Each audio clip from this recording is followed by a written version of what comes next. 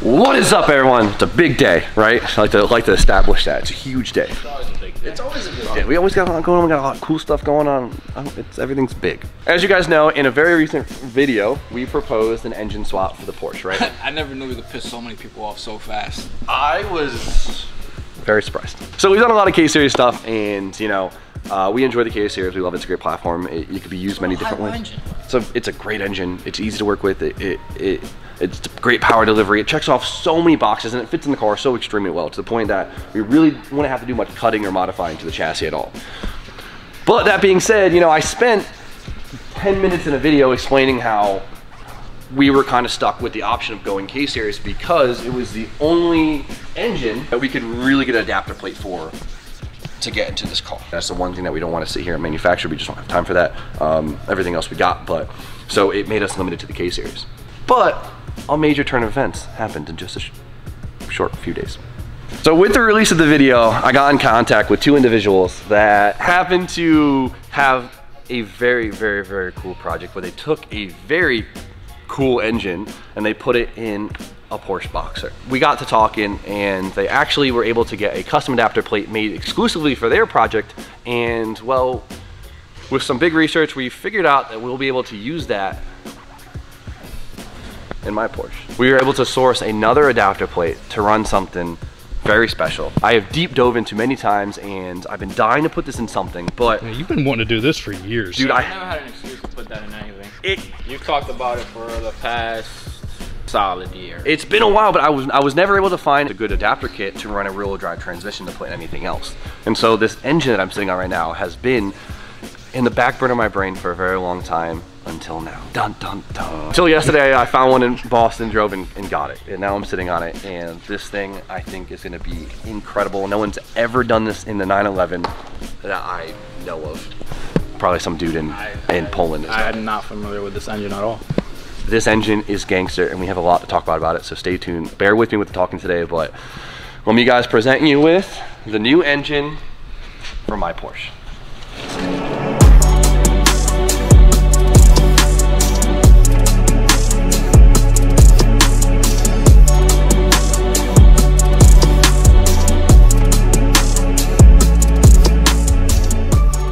What we have here is a Maserati M139 4.2 liter V8. This engine is a 07 M139, and this is the engine that came in the Maserati Quattroporte. There's many things about this engine that make it unique, but one of the cool things is this engine was actually produced by Ferrari, right? Ooh, boo, supercar swap. Oh, we love that. Maybe I'll put that as the title. Supercar swap Porsche.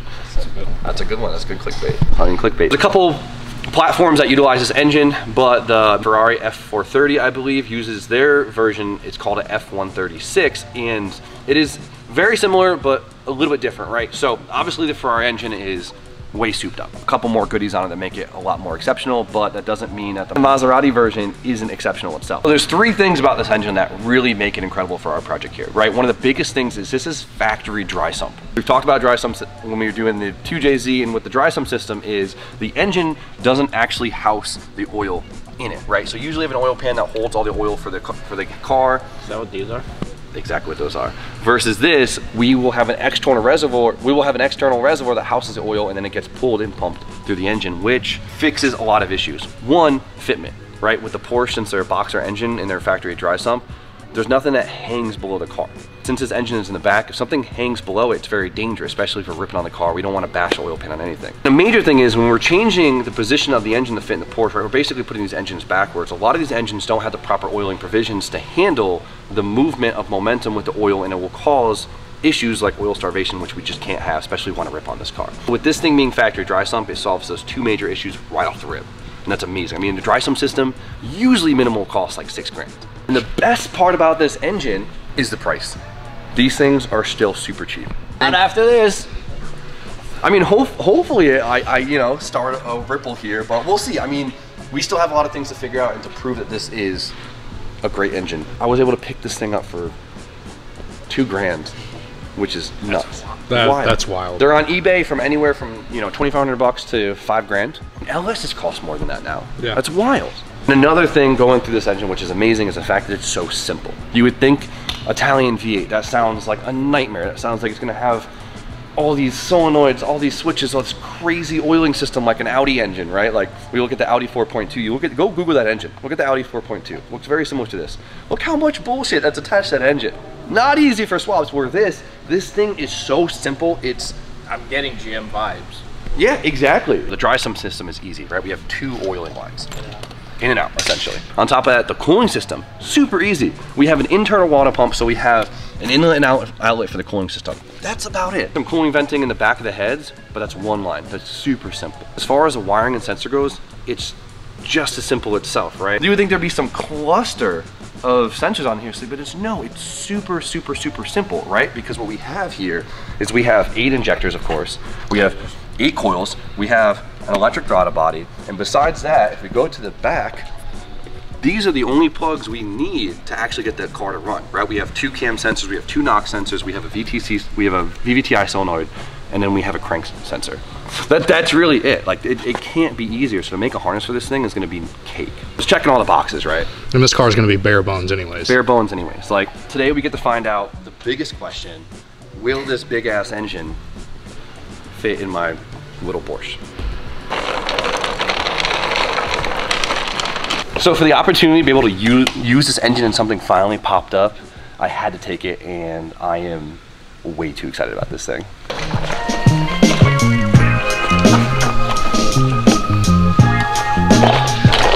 Alright, first dry mock, let's see what happens.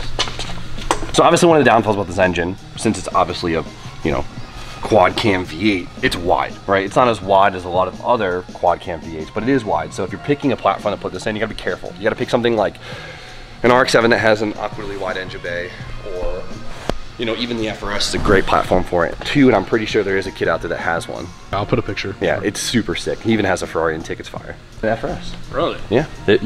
And honestly, the subframes and FRSs are so flat that it would tailor to these mounts super well. And the width, obviously, so FRS, good idea. Okay, so intake is already getting intrusive. I might pop off the throttle body real quick. Dude, with April Fools coming up, I should have just been like, sorry guys, April Fools. Okay, seriously. There we go. Easy. Look how easy. Look how simple this engine is, too. It's just a Bosch throttle body, isn't it? That's it. Just a Bosch throttle body. And if you saw it just slipped on the intake like this, we could technically put whatever throttle body we wanted on this thing. Like, even if you wanted to go to a cable. Come on, fit in this thing. Now, obviously, the K-Series fits a lot better, but this will be worth it. Intake's gonna be the tricky bit on this thing. All right. Yeah, keep going. Everything's symmetrical on this thing. You could flip the intake around if we have to, but I really want this to be right here. That looks way too cool. I think we're good. All right, stop for a second. Okay. God, that looks so cool. Keep going till you hear a crunch, I guess.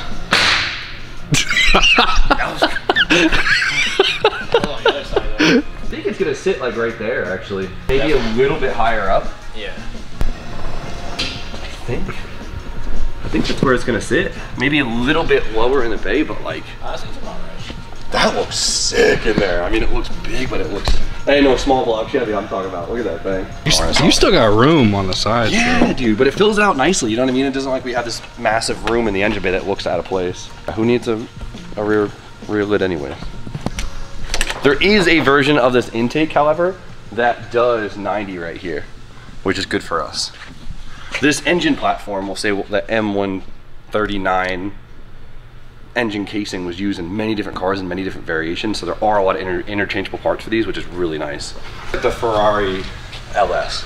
I'll call it the Ferrari LS. Yeah. Italian LS. The Italian LS. That's what we'll call it. That's crazy. That thing's nuts.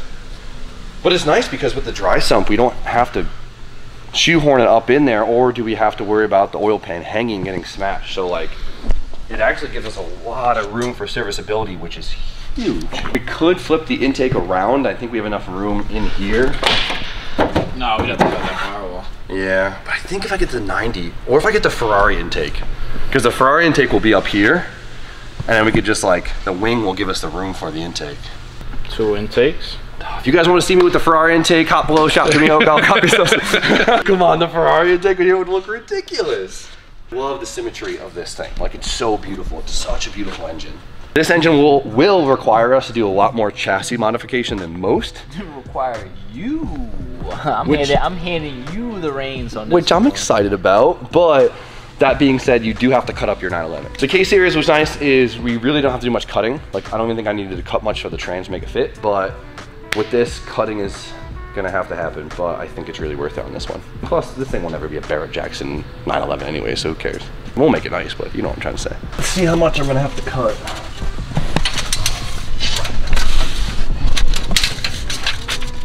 Maybe not as much as I thought. Actually, it's gonna fit better than I thought.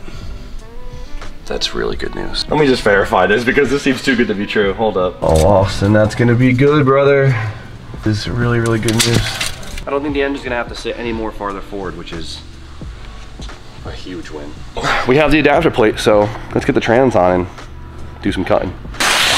All right, so I have to give the most massive shout out to the Squonkworks boys. Is that how you Squonkworks?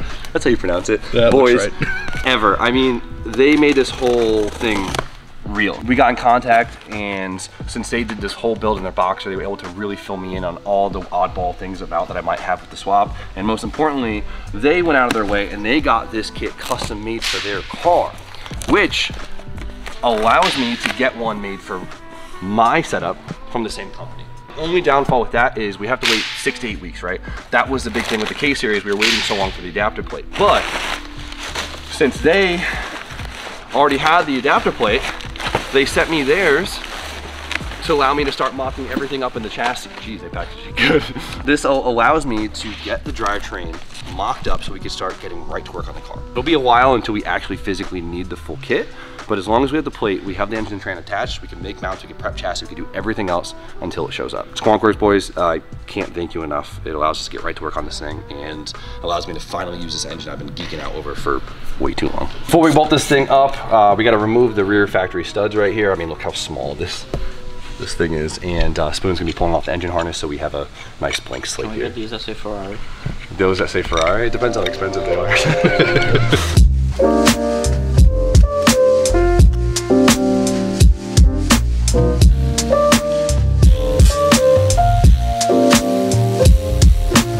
We don't need that, but we're going, brother.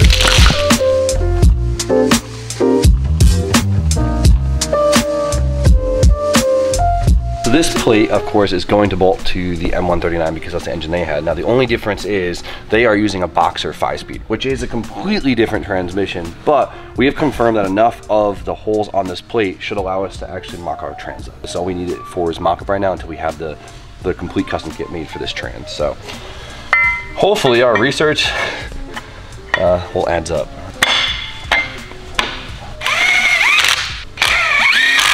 All right, a moment of truth. It looks like it works. Give me that dowel. Get in there, dowel. Oh, thank God. I was so stressed about that. Holy crap. That is amazing news. Look at it, dude. Porsche 996 transmission to a Maserati M139. We love that. Perfect. So of course, the adapter plate is made for a Boxer 5-speed, which is a completely different transmission. And not all of the holes line up, but enough of the holes line up to bolt the transmission to it, and we will get a custom plate to our transmission, but it should fit exactly the same. The flywheels are different too, so if you have a Boxer, don't think of a 996 trans will bolt right to your engine. Look at it, dude, like how cool, that's so cool to see. Like, oh my God. It's cool to have like a high name engine in a Porsche, you know what I mean? It's like, I don't know, if you have a Subaru swap Porsche, you feel like you cheapen the car a little bit. Yeah. Or you have a Maserati. Ferrari. That's so freaking cool, dude. You dropped the video for the Porsche, what, Monday? Yeah, it's all in the same week. We filmed that Porsche video like Monday morning, so like, this was a quick turn of events. That's what we gotta do. Wow, that's freaking cool. These engines don't make the most power, right? It's a V8, but it's small displacement, 4.2. It makes high 300s, 400-ish horsepower, 330 foot-pounds of torque, right? That's not a bunch. In this car, because it's gonna weigh nothing, will feel incredible. Of course, the Ferrari engine's a little more souped up. I can imagine it has a different head package, it has a different crank, right? So the Ferrari has a flat plane crank, so it's a little bit more rev happy, where these are a typical cross plane, so they're not as rev happy, but they still rev ridiculous. And on top of that, which is really crazy about this, and I'm still trying to wrap my head around it, is this is actually lighter than the OEM engine. This is like around the same weight, if not 10 to 20 pounds lighter than the original Boxer engine, which I don't understand how, because they're so, I'm not, I don't know. The numbers don't lie. It's like 20 to 40 pounds heavier than the K Series. That's wild. I don't know how. That's more mind-boggling. I don't know. I don't know if I did my research. I could be completely wrong, but that's crazy. I don't let the size fool you. She may look thick. She's slim thick. All right. Let's figure out what we have to cut in the car to make it all fit. This is the no turning back zone right here. We've committed to this. We're gonna make it happen. It's not too intrusive, right? They make an LS swap kit for this car. Surprise, surprise, right? A buddy of mine actually sent me pictures of how his transmission, same transmission, fits in the car with the LS. And I'm gonna pre-cut with the same dimensions that his car is as a reference, right? So we don't have to just keep pulling out a million times. I can imagine it's gonna fit very similar to the LS. It might even fit a little bit tighter, but we're gonna find out. Right here is the tube that the torsion bar actually goes into, right? And so this is basically like our spring or our shock that is for our suspension. But we are gonna have to cut this center out right here, right? We need this room for the trans, since our trans is bigger than the original 915 trans, and the fact that we need to stuff it in a little bit farther for the bigger engine. That being said, what we have to do now is go coilover, which is fine. I don't mind putting modern tech in this thing. So now we'll have to reinforce the tower here for this to support the coilover, which will have the spring and the shock in it versus the torsion bar, right? And then we'll brace this all up later, but for now, we're just gonna cut. Where do I start? Yeah, this looks like a good spot.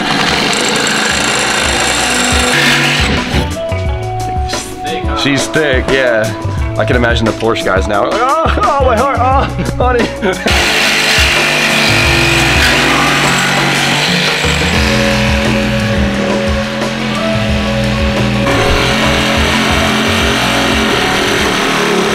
That was on him. I'm all trans tunneled out. You finished up the firewall on this one. Oh yeah, they didn't see it.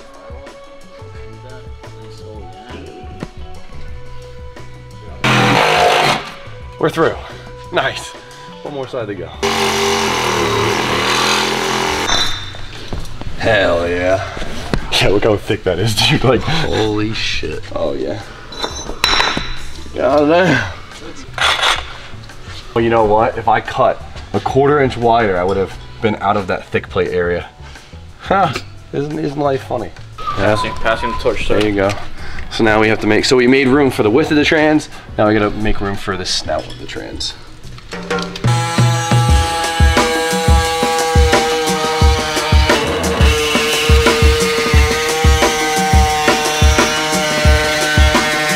Be a lot faster if you use a piece of dynamite. Yeah.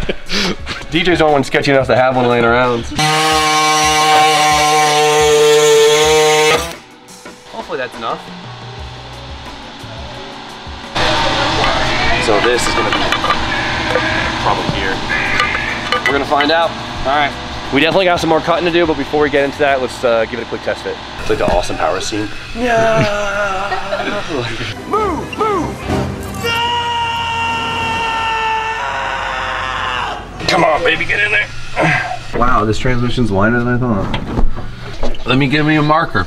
I'll show you where it's rubbing right where the parking brake. It's directly underneath the parking brake thing. This is one of those moments where take your time and think about it, because if you blindly cut stuff now, you might make your life a lot harder later. Measure once, cut twice. It's not Yeah, measure twice, cut once. Yeah, there you go. Usually you measure 5 times, you cut 2 times, and then you grind the last millimeter to fit. and then it's still too much. Like, And then you went too far and welded back in. Cut first, ask questions later. Spoon ain't cutting it, but he sure is looking real hard. This thing looks like a unit. oh yeah, it's dope. I can sound super stuck up, you know. My Porsche with a Ferrari engine. Ferrari engine.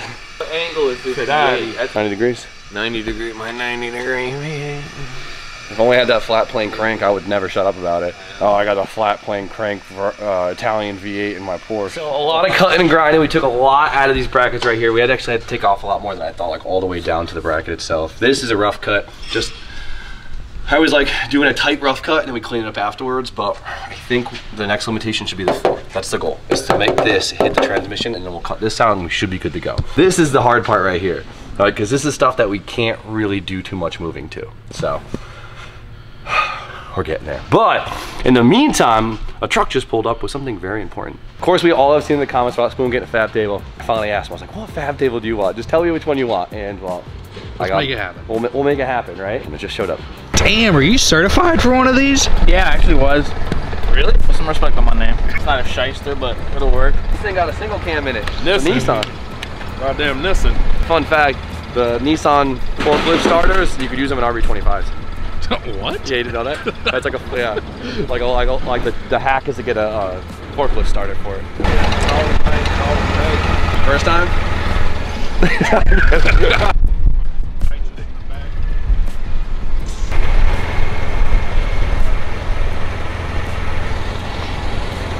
That's a table if I've ever seen one myself.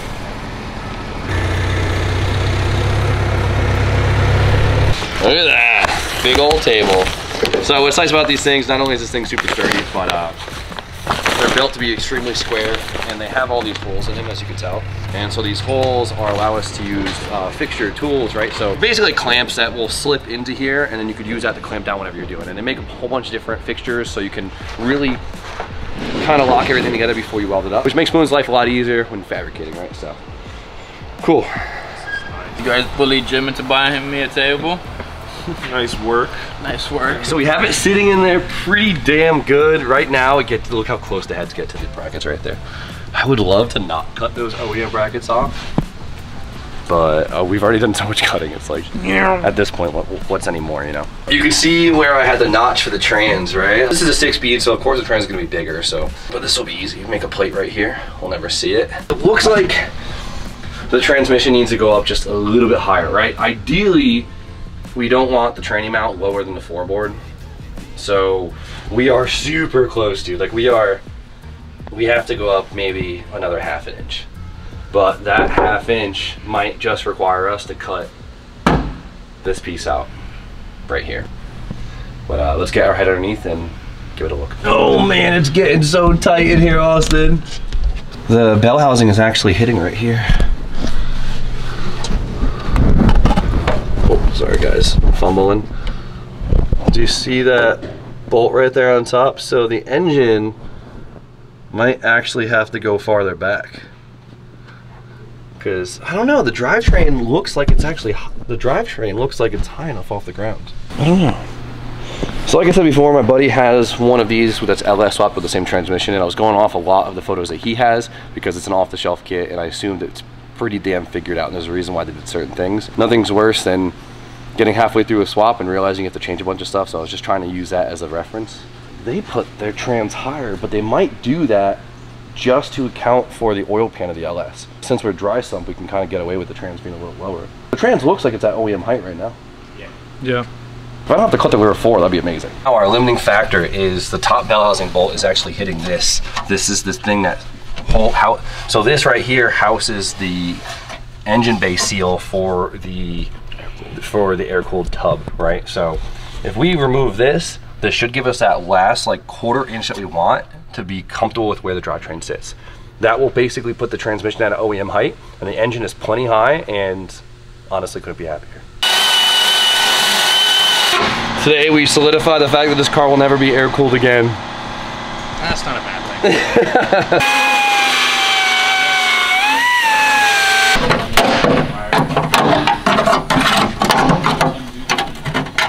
Oh, forgot to. I was on a roll.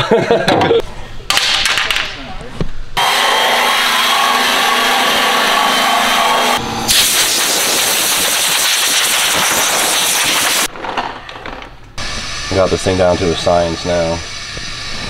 All right, hold it right there. And we center this, just like that. All right, keep going. We're clear here, that's good. I mean, I like where it sits now. I don't think it's too low. It looks normal in there, doesn't it? As normal as a V8 could look in a Porsche, but as far as a V8 and Porsche goes, that looks pretty damn good. And then if we leave it here, we'll have room for the Ferrari intake. So if you guys want to hop below, shop to me out, cut yourself. You didn't notice that, did you? Hidden alternator, we love that. Just like the Porsche engine. Until you gotta maintenance it, and then. Yeah, but it's just like the Porsche, right? Yeah, you're right. Porsche, you're mint. Alternator right front and center. I just want to see the wrinkle red. Ferrari. The Maserati one's sick though. So, can we fit it? Let's test fit our big ass. People love that thing. But you guys see the turbo wing, right? You guys have seen the 930 turbo wing. This thing is bigger. So don't let it fool you that it's not, you know, painted to match. It is just actually that much bigger. So see, we can fit this intake with this as long as we make the trunk pins right here. Yeah, Or make it perfect. Look, there's room for the throttle body in there. There is. There's plenty of room.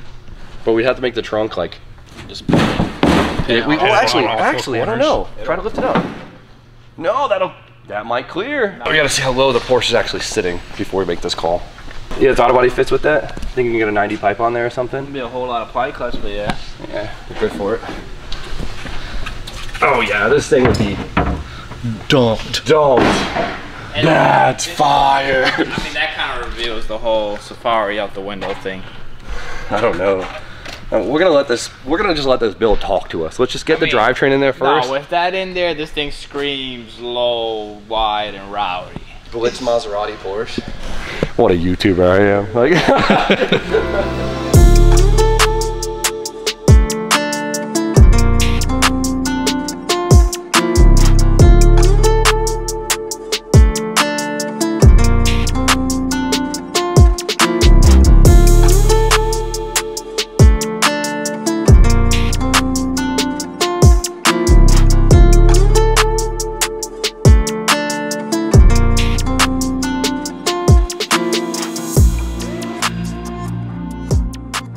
So where the engine sits right now is basically where it's gonna sit once the mounts are made. So obviously the mounts are the next part, which is tricky, but it'll be good.